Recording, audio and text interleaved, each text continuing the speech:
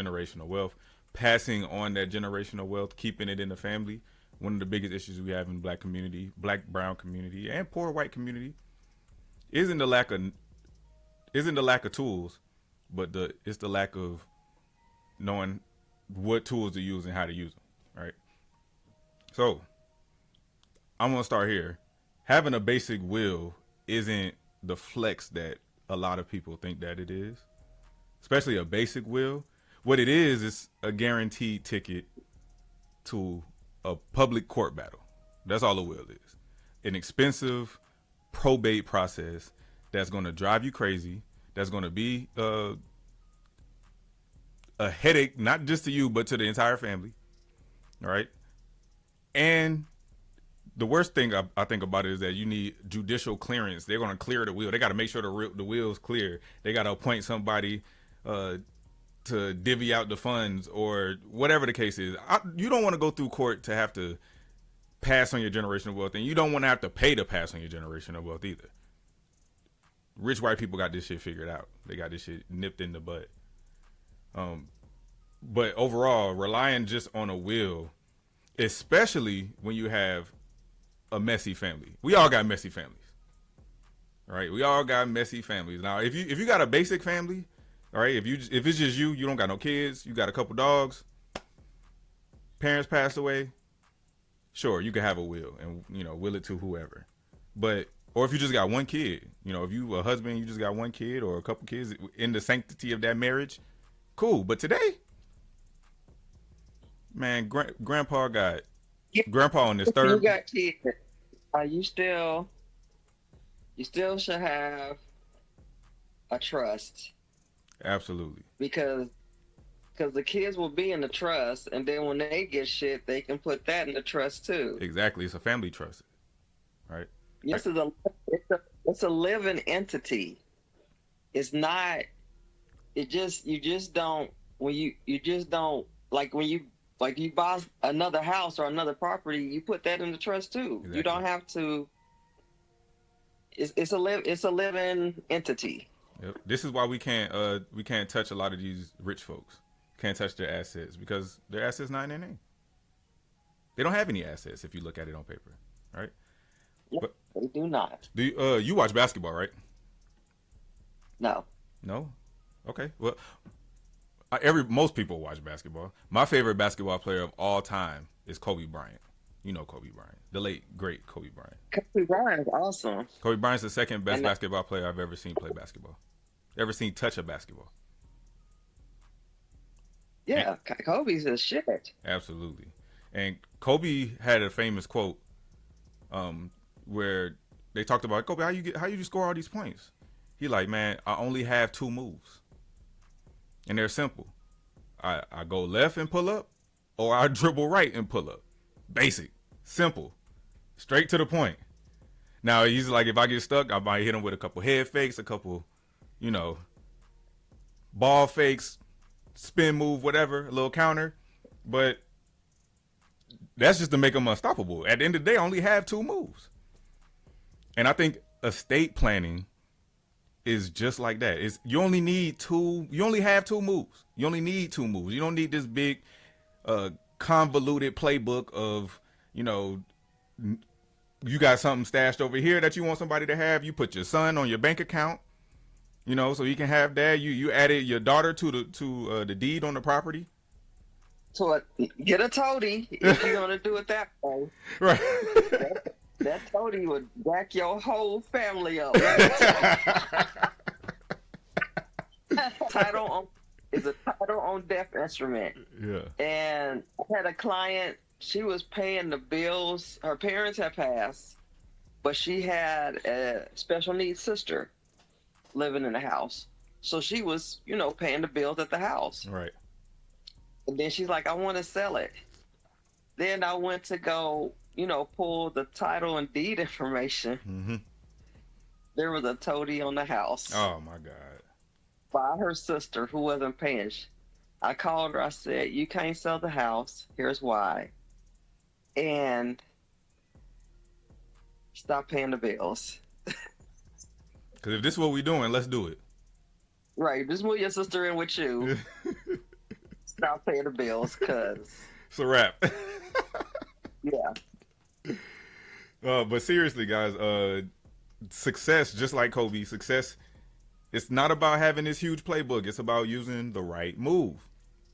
Now, just remember this: if you don't need $1 million to justify a trust. When we think about a trust, we think about a bunch of money. You don't need $1 million. You just need a a complicated, messy family. That's all you need. If you got a complicated, messy family, a weird situation over there, grandpa on his third marriage, he got 3 kids. I don't feel that you even need to have a messy family. If you own assets, you should have a trust. That's where I stand. Okay. Doesn't matter.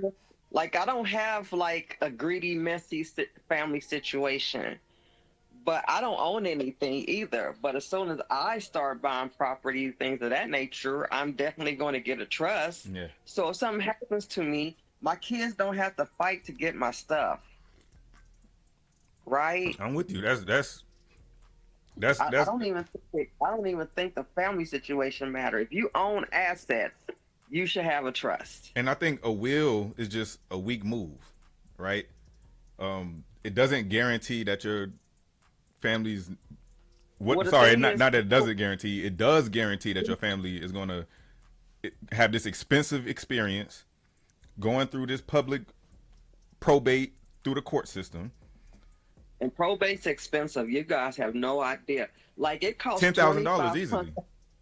yeah, $2,500 to get a trust. $2,500 to set up a trust. That's it. Like, when your family goes through probate and they try to sell your property, that attorney is charging them by the hour. Mm-hmm. So every time they ask a question, it can only take them one email. That's 1 hour. Yeah. Build. So it's easy. Like Mike said, it's easy to get to $10,000 in fee, where you just pay the $2,500 up front. And You can avoid all that. absolutely, absolutely. And another thing too is when, say, you do get through the probate process and you have a will, and you have some money, right? Say you got liquid funds. The money is going to get direct. It's going to be a direct lump sum to whoever the beneficiary is from the will. Yeah. Versus in a trust, you can say, "Hey, take this $50,000 and put it in a mutual fund for my granddaughter, and she can't touch it till she's 25, or she can't touch it until she graduates high school. My son who's on drugs, like, get $10,000 for him to go to rehab, and another 10 for after he's been sober for 5 years. You can just set this thing up in a way that is really equitable for everybody that you want to take care of. Right. You like, when they graduate high school, here's some money for them to pay for college. Exactly. After they graduate college, here's some money for them to get a new car and a new house. Yep. And this is the only things that they can use the money for. All right. Also, you have what's called an executor, who is not one of the beneficiary, who makes sure those things happen. exactly. A third party. That's the trust. The trust is a third party that is not interested in any of the arrangements going on. Their job is to do as the truster told them to do. Right?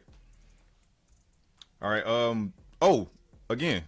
Well, not again, but another point is, hey, if you, like grandpa on your third marriage, you might not want that last wife to just by default get all of your things. If you're in a will, sometimes that's what happens, especially if y'all married, especially in Illinois, in a lot of other states, when y'all talking about community property, etc., it's going to by default go to the next person.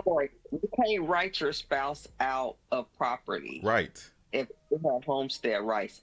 The kids can get 50% of that property, but your spouse will own the other 50%. Mm-hmm. And she probably going to have, possession rights as well. I don't know how you split a house 50-50 if someone lives there. Mm-hmm. That's weird. It's just a whole bunch of drama. Absolutely. Right there. Yeah. And I mean, just lastly, to close this out, the living will, y'all, the living trust, sorry, not living will, the living trust, your ultimate move. It keeps your family drama totally private. You have complete, absolute control over how this works. It can be a little more expensive throughout time than what a will would cost, but the peace of mind is priceless. The peace of mind is priceless. Amen. Right. So you guys definitely let us know if there's anything that we could do to help you guys in terms of estate planning. And estate planning isn't just for retirees. It isn't just for grandpa. Again, like Nikki said, it's for people who have assets, people who have something that's worth anything, right? Put it in a trust. Trust can also block against debtors. That's another thing that trusts do. When you give money in a trust, one thing it does block is the inheritance tax. That's one. And the other thing is creditors can't come after the money in the trust that's due to your kid who has bad credit, or a bunch of people coming after them for money. So this is just another protection mechanism, for your family. It's all protection. Yeah, and it just makes sense. That's what I call a trust. Absolutely. You got anything else on this? No, I think we covered it pretty well. Absolutely.